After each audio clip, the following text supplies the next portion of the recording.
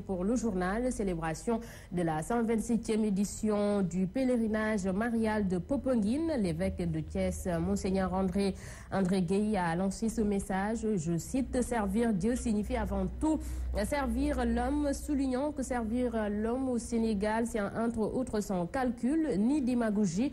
L'évêque de Thiès invite à servir l'homme et à entendre les cris du monde rural. Selon lui, on ne doit pas oublier les paysans du Sénégal des profondeurs qui ne connaissent pas de syndicats.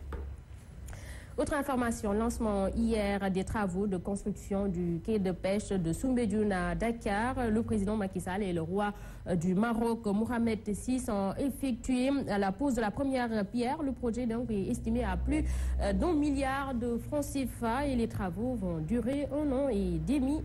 Les explications de Nedi Meda. Soumbédioune, situé en plein centre-ville de Dakar, avec une baie qui abrite 306 pirogues et environ 15 000 marins, soit une production de 3 700 tonnes de poissons de diverses espèces, d'après les chiffres du ministère de la Pêche. Ici, les activités s'exercent difficilement, se plaignent mareyeurs et pêcheurs. Les difficultés sont nombreuses. La carte salubrité, nous ne l'avons pas. Avec la formation qu'on devait transmettre aux jeunes, on ne peut pas le faire. Quelquefois, le produit venait de telle sorte qu'on ne pouvait pas vendre tout. Dépenser beaucoup de carburant et puis venir avec tout cela bazarder les prix. Leurs calvaires vont bientôt s'estomper avec l'arrivée prochaine d'un quai de pêche ultra moderne qui va prendre en charge les activités de la pêche artisanale, de la capture jusqu'à la commercialisation. Ce quai de pêche sera doté aussi d'outils modernes comme une fabrique de glace, de la conservation, ce qui évitera la pourriture du poisson, etc. Et donc qui permettra aussi aux femmes de pouvoir exercer leur métier dans de meilleures conditions. La pose de la première pierre de ce quai marque d'ailleurs de longues années de collaboration entre le Sénégal et le royaume chérifien qui a financé cette infrastructure à hauteur d'1 milliard de francs CFA. C'est surtout une visite qui vient renforcer la volonté des deux chefs d'État pour qu'ensemble nous puissions mettre en synergie nos efforts et nos atouts dans le cadre d'un partenariat gagnant-gagnant. La fin des travaux est attendue dans 16 mois et bientôt le village de Yoff va abriter un quai de pêche. Merci à Ndedi Mbendao. Nous restons toujours avec cette coopération sud-sud. La coopérative nationale des entreprises de transport de marchandises initie un projet de renouvellement du parc de gros porteurs. Un projet donc qui vise à assurer la sécurité des transporteurs et à cet effet un lot de 800 véhicules de marque Sinotrek sera importé du Maroc et mis à la disposition des chauffeurs qui se déplacent dans le pays et dans la sous-région. Un projet évalué à plus de 50 millions de dollars. Ces transporteurs donc faisaient face à la presse hier dans l'après-midi. Le compte-rendu est de Soda Marimge. Pour travailler en toute sérénité, ces transporteurs envisagent de renouveler 800 véhicules gros porteurs, des camions qui seront importés du Maroc. Nous devons retrouver l'ensemble des transporteurs pour présenter le dernier modèle des véhicules que nous allons mettre sur pied pour le projet. L'événement d'aujourd'hui est le résultat d'un processus assez long. Ce projet, évalué à plus de 50 millions de dollars, va contribuer à l'amélioration de la compétitivité et de la sécurité du secteur du transport routier. Il y aura l'assainissement du secteur.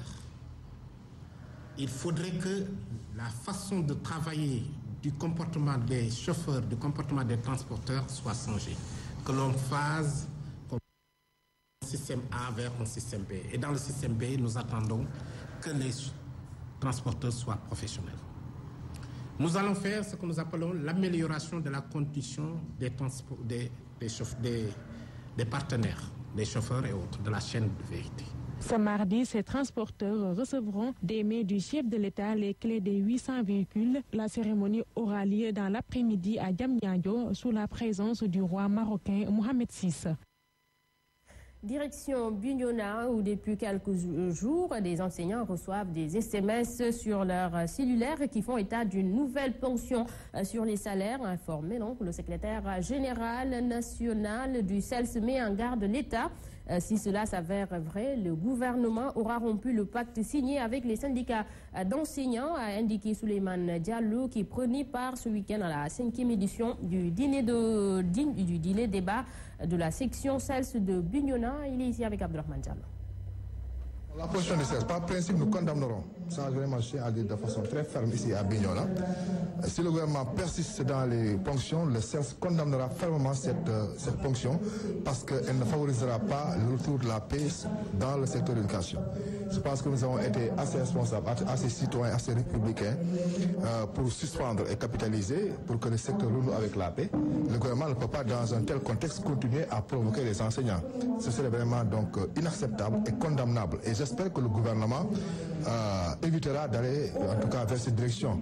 Nous considérons que c'est encore à l'état de rumeur. Et nous souhaitons que cela reste à l'état de rumeur. Mais si cela s'avère, nous condamnerons fermement. De l'éducation, nous parlons santé. L'accueil des malades dans les structures hospitalières constitue toujours un problème au Sénégal, raison pour laquelle le Centre national hospitalier de Pikine compte travailler dans ce sens et en mettant en place un nouveau système appelé GFA, gestion des files d'attente, pour faciliter les orientations, mais aussi lutter contre les longues attentes, un système bien apprécié donc par les populations. Le reportage est de Younoussa Baldé. Les malades ont pris d'assaut l'hôpital de Pikine. Ils sont venus des 4 coins de la banlieue de Dakar. Mais faire la queue est une source d'insatisfaction dans nos hôpitaux. Parfois, c'est le désordre total et l'attente est très longue, ce qui est à l'origine d'une certaine colère. Cependant, au Centre national hospitalier de Pikine, la solution est en passe d'être trouvée. Un système de gestion des files d'attente est mis en place. Vous avez vu que les patients sont tous assis et nous avons mis en place des régulateurs de files d'attente.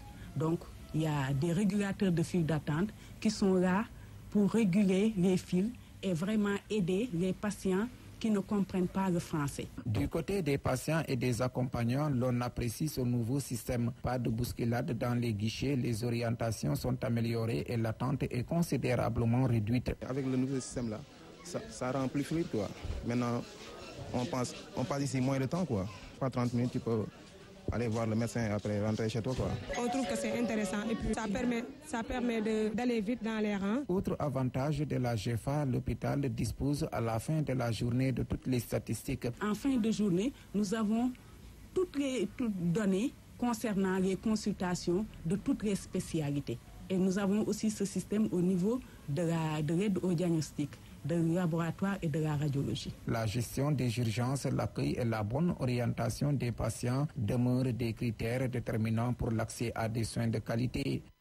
Recrudescence des accidents ces derniers temps, prétexte saisi par notre rédaction pour s'intéresser à la conduite des chauffeurs de minibus Tata. Ces chauffeurs qui parlent de pétard de ligne dénoncent par ailleurs les mauvaises conditions de travail et les versements colossaux dont ils sont assujettis. Toutefois, les usagers interpellent les autorités sur la sécurité des populations. Reportage Ndaï Khadidjou, Fababakarmar. Les minibus Tata n'offrent plus la sécurité et le confort d'antan. En matière de transport en commun, s'insurge cet usager. Pour lui et les chauffeurs de minibus Tata font pire que ceux des cars rapides et cars Ndiagandiaï. Autrefois, ils respectaient les codes de conduite, mais maintenant, ils font du n'importe quoi. Ils sont pires que les chauffeurs de cars Ndiagandiaï. Avec la surcharge, c'est l'anarchie totale. Anarchie totale, quoi. Course entre lignes, arrêt fréquent, ces chauffeurs pointent du doigt les transporteurs qui exigent des versements exorbitants. Vous faites qu'on ait réglementé normal. Embauche chauffeurs, ils disent normal. C'est parce qu'on n'est pas dans de bonnes conditions de travail. On n'est pas embauché, on n'a aucune couverture sociale. Cela s'explique parce qu'il y a beaucoup de lignes. Et par exemple, quand un chauffeur se doit de faire 4 allers et retours, il les exécute le plus rapidement possible pour ensuite aller se reposer. 4 allers-retours par jour. 4 allers-retours par jour, 4 allers-retours Face à cette situation, les usagers invitent l'État à prendre ses responsabilités pour parer à tout danger. Les chauffeurs craignent que la situation ne s'empire car d'autres bus vont bientôt être mis en circulation. La situation risque d'empirer car le projet continue avec l'arrivée de nouveaux bus.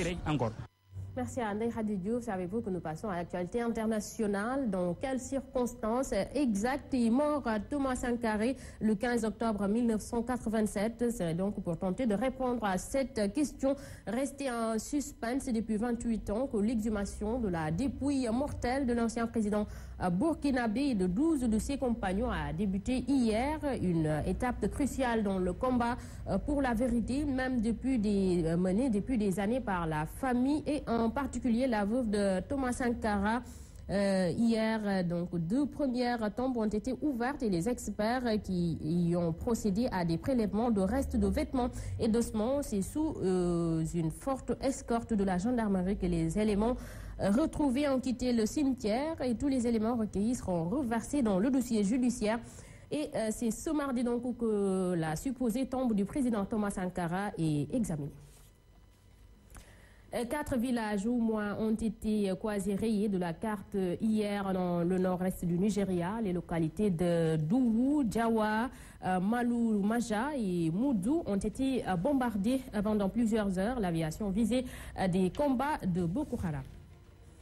L'aviation syrienne a effectué hier d'intenses raids sur Palmyre, la cité antique tombée jeudi aux mains des islamistes. Selon l'Observatoire syrien des droits de l'homme, les combattants djihadistes auraient exécuté 217 personnes depuis 9 jours, dont des membres des forces syriennes. Pas moins de 15 frappes aériennes ont été menées en représailles hier aux premières heures du jour. Voilà. Donc c'était tout pour ce journal, mesdames et messieurs, à vous tous. Merci de l'avoir suivi. L'info continue sur la Sen TV, la première télé urbaine du Sénégal. 7h30, Mambay Dia et Ahmed Aïdara seront là pour la revue des titres en Wolof. Et 7h45, c'est le journal. Moi, je vous donne rendez-vous à 13h pour le flash d'information. Et tout de suite, restez avec Sen Coach dans Sen Gym. Bon réveil matinal.